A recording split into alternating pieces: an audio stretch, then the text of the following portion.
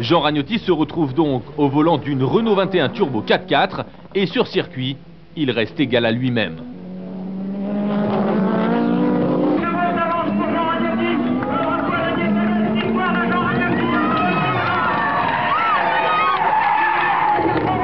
Disons, c'était la première course de la voiture.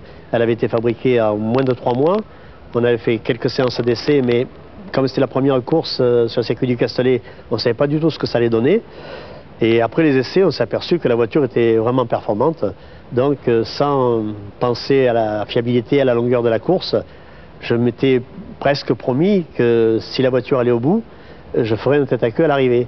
Alors, ce qui a fait un petit peu rigoler certaines personnes, enfin, ceux qui me connaissent bien, c'est que sur les 2 séances d'essai, j'ai passé le dernier quart d'heure de la 2e séance d'essai, non pas à régler la suspension, ni les freins, ni le moteur, enfin, avec les ingénieurs, avec François Bernard, mais on a passé le dernier quart d'heure à essayer de faire marcher le frein à main, qui n'est pas du tout conçu pour marcher sur cette voiture-là, pour que, si on passait d'arriver en tête, arriver à faire un 360.